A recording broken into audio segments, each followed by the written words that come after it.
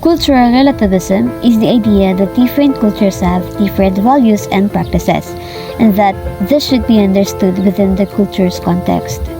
Cultural relativism rejects judging other cultures based on one's own standards of right and wrong. It assumes that all points of view are equally valid. It promotes the idea that no culture is objectively better than another. It aims to help people understand and appreciate different cultural beliefs and practices.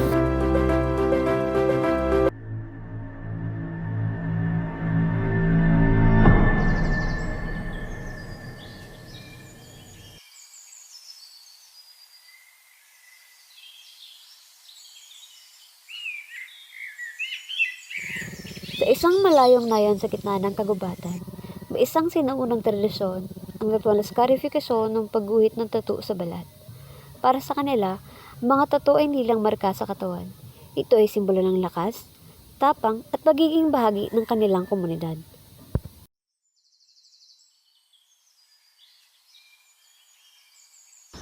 Anak, kamusta? Masakit po, inay, pero kailangan ko pong kayanin. Anak, kailangan mo itong ipagmalaki. Ang iyong tattoo ay hindi lang basta tattoo. Ito ay nagpapatunay na ikaw ay matatag at handa nang tanggapin ang ating kultura. Makikita nga patada yung bisita na nagmamasid sa ritual. Hindi ba ito malupit? Bakit nila pinahirapan ang sarili nila? Dapat titigil na nila yan. May iba pang paraan para ipakita ang tunay na tapang. Di ko rin maintindihan pero parang may dahilan naman kung bakit nila ginagawa yun. Para sa amin, ang ritual na ito ay pagpapahalaga sa aming kultura. Ito ang bumubuo sa aming pagkatao. Siguro nga sa atin, baka kakaiba ito, pero para sa kanila, isa itong mahalagang tradisyon. Pinagmamalaki ko ang aking mga tato. Ipinapakita lamang nito na handa na akong tanggapin ang aming mga tradisyon.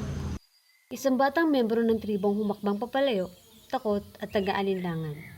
Ngunit, paano kung ayoko? Kailangan ko ba talaga tong gawin? Nagkatinginan ang mga membro ng tribo. Ang ilang matatanda ay nagbulungan, tila hindi matanggap ang tanong. Tama siya. Kultura man ito. Dapat may karapatan ng isang tao para pumili para sa kanyang katawan. Gaan tradisyon pero hindi ito dapat ipilit kung hindi gusto ng tao. Hindi na susukat ang lakas sa sakit na kayang tiisin ng isang tao. Ngunit ito ang aming paraan sa pagkilala sa isang ganap na membro ng aming komunidad. Pero pwede namang ipakita sa ibang paraan ng pagiging bahagi ng tribo na hindi magiging masakit o sapilitan. Kasi ang kultura ay kasabay na umuunlad ng mga namumuno nito. Marahil totoo ang sinasabi ninyo. Mahalaga ang aming tradisyon, pero hindi ito dapat maging isang bagay na pinipilit. Anak, ano man ang iyong piliin, ipagmamalaki pa rin kita. Salamat, Ina. Hindi ko pa alam ang aking desisyon, pero gusto kong may pagpilian ako. Dahil sa dulo ng lahat, ang kultura ay dapat gumagalang sa dignidad at kalayaan ng bawat isa.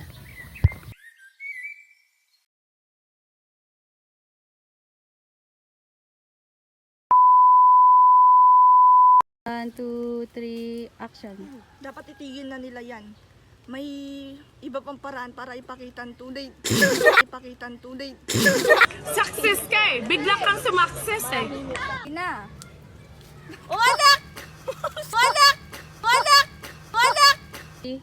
Action. Para sa amin, ang ritual na ito ay bumubuo sa aming Anak siya ni Miar. Ako siya ni Juicy. Oh, ako Sa camera? 1, 2, 3, action. Salamat, Ina. Huwag ka tumawa dyan. I'm sorry kung disappointed ka sa akin. Eto ako eh. Eto lang ako.